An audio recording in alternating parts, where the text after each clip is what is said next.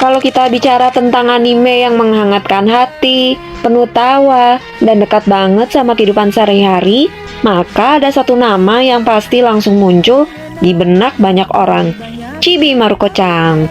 Anime satu ini bukan tentang pahlawan super, bukan tentang pertarungan epik, dan nggak juga tentang dunia fantasi yang penuh sihir.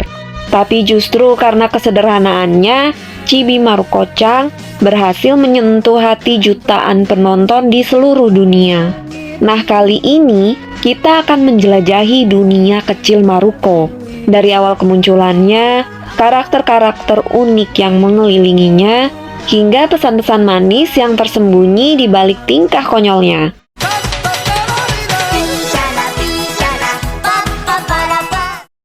Semua bermula dari seorang wanita bernama Momoko Sakura, mangaka asal Jepang yang lahir dan besar di kota Shimizu, prefektur Shizuoka.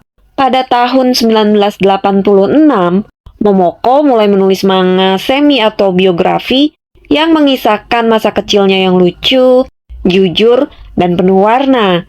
Ia menamai karakter utamanya dengan nama kecilnya sendiri, Maruko. Dan karena tubuhnya kecil, pipinya bulat, ia diberi julukan Chibi Maruko-chan, yang bisa diartikan sebagai gadis kecil bernama Maruko. Manga ini langsung mencuri perhatian. Mengapa?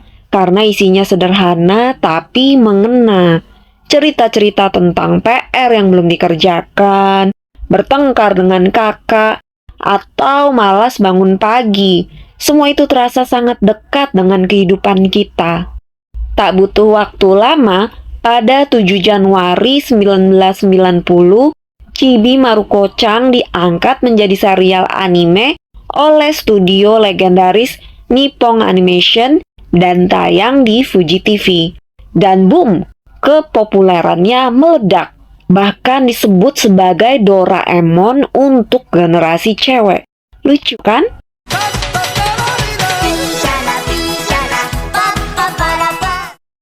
Jadi siapa sih sebenarnya Maruko itu? Dia adalah gadis kecil berusia 9 tahun, duduk di kelas 3 SD. Penampilannya sederhana, rambut bob pendek dengan poni lurus, dan pipi merah seperti tomat. Tapi kepribadiannya, wah itu yang bikin kita jatuh cinta. Maruko itu pemalas, kadang egois, dan suka ngelamun. Tapi di sisi lain, dia juga imajinatif, jujur, dan punya hati yang lembut. Ia sering ngomel-ngomel kalau disuruh cuci piring atau disuruh belajar. Tapi juga bisa sangat perhatian kalau kakeknya sakit atau temannya sedih. Dia bukan anak yang sempurna, dan justru karena itulah dia terasa manusiawi. Kita semua pernah jadi Maruko dalam hidup kita masing-masing, ya kan?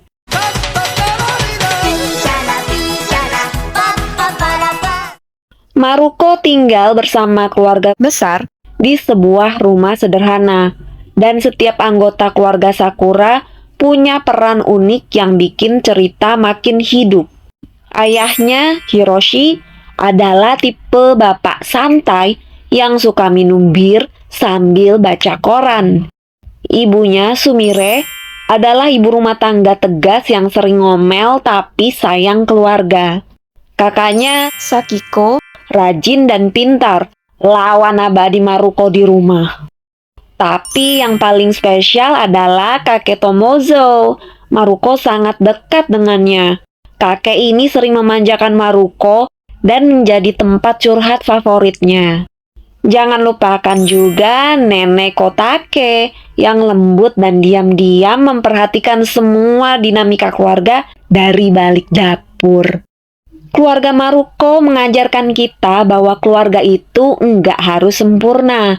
Yang penting mereka ada.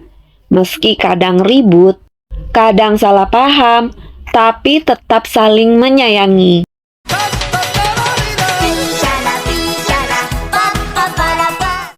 Kalau kamu pikir sekolah itu membosankan, berarti kamu belum pernah sekolah bareng Maruko. Teman-teman Maruko di SD adalah sekumpulan karakter dengan kepribadian unik yang bikin setiap episode penuh kejutan. Tamacang, sahabat karib Maruko, pintar, baik hati, dan sabar luar biasa menghadapi kelakuan Maruko. Apa mungkin Maruko tidak minum kafe All Light pagi ini? Hanawa-kun, si anak kaya yang suka pamer gaya hidupnya, tapi tetap sopan. Tidak. Di Paris, anak-anak juga minum kopi. Apa? Sungguh? Walaupun kopi diberi tambahan susu yang banyak, jadi kafe Aulai. Noguchi-sang, gadis pendiam yang suka hal-hal horor. Penampilannya tenang, tapi isi pikirannya serem banget. Syukurlah, Apa? ini kupon untuk pendaftaran. Sekarang aku bisa mendapat foto drifters. Maruko-kun, si ketua kelas yang terlalu serius. Gayanya seperti orang dewasa, lengkap dengan tawa ho khasnya. Dengar, aku berusaha belajar keras setiap hari dan hasilnya, jujur saja, aku mendapat nilai 100. Yamada dan Kenta, dua bocah yang selalu mencari akal nakal di sela-sela pelajaran. Mereka bukan sekedar figuran. Setiap karakter punya momen bersinar dan membuat kita berpikir, wah, di sekolah aku juga ada orang kayak gini nih.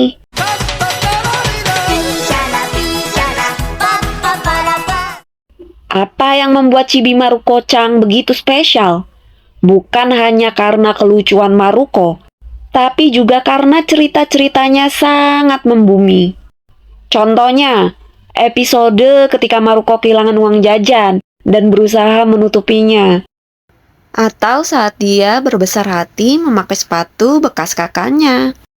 Bahkan episode sederhana seperti musim panas bareng keluarga bisa terasa sangat mengharukan. Semua itu menunjukkan bahwa kebahagiaan tidak datang dari hal-hal besar, tapi dari momen kecil yang sering kita lewatkan.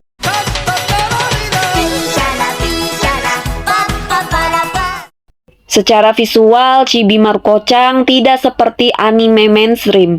Garis gambarnya sederhana, pewarnaannya lembut, dan ekspresi wajah para tokohnya kadang lebay banget. Tapi justru itulah daya tariknya. Gaya gambarnya seperti buku cerita anak-anak, dan desainnya menciptakan suasana hangat, imut, dan tak lekang oleh waktu.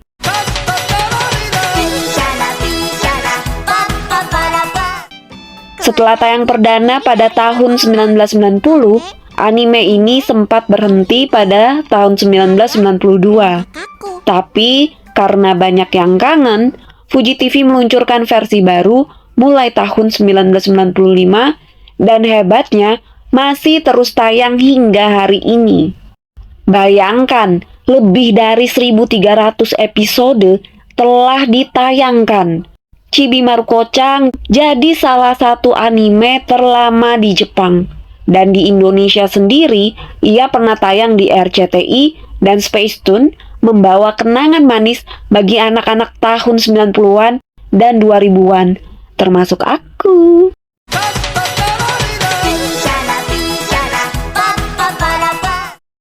Pada tahun 2018, dunia dikejutkan oleh kabar duka. Momoko Sakura meninggal dunia karena kanker. Ia berpulang dengan tenang di usia 53 tahun. Namun karya-karyanya, terutama Chibi Maruko-chan, terus hidup. Di Jepang, karakter Maruko sudah seperti Doraemon atau Hello Kitty. Ia muncul di boneka, stiker, bahkan taman hiburan. Chibi Maruko-chan telah menginspirasi banyak karya slice of life lainnya dan menjadi simbol nostalgia masa kecil yang sederhana namun indah.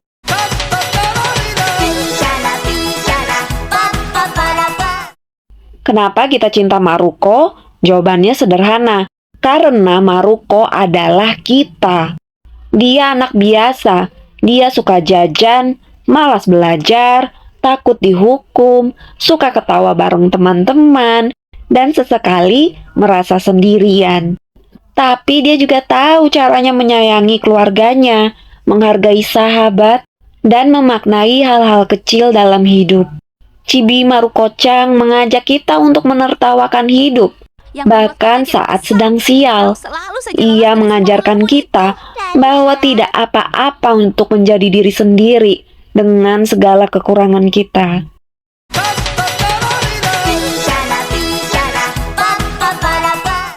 Di dunia yang makin rumit, kadang kita cuma ingin kembali ke masa kecil, duduk di ruang tamu, makan cemilan, nonton TV sambil ketawa kecil. Chibi Maruko-chan adalah pintu kecil menuju masa itu. Dunia di mana PR bisa jadi drama dan tertawa bersama kakek bisa jadi kenangan yang tak terlupakan. Jadi kalau kamu lagi lelah, bosan, atau rindu pada masa kecil, coba deh tonton kembali Chibi Maruko-chan. Siapa tahu kamu akan menemukan kembali diri kecilmu yang dulu, yang sederhana, lucu, dan penuh rasa ingin tahu. Terima kasih sudah mendengarkan kisah hangat dari dunia Maruko. Kalau kamu sendiri, episode yang mana dari Chibi Maruko-chan yang paling berkesan buat kamu? Share ya di kolom komentar. Sampai jumpa di cerita selanjutnya. Matane! Lalu bagaimana dengan dirimu? Diriku? Apakah ada yang bisa kau banggakan? Tidak. Ibu juga tahu itu kan? Teman-temanmu bekerja keras. Kenapa kau tidak ikuti mereka? Tidak. Itu tidak ada hubungannya denganku, Bu. Tentu saja ada. Apa kau tidak ingin berusaha mencapai sesuatu agar semua orang memujimu? Aku tidak peduli apa yang orang lain katakan. Aku adalah aku.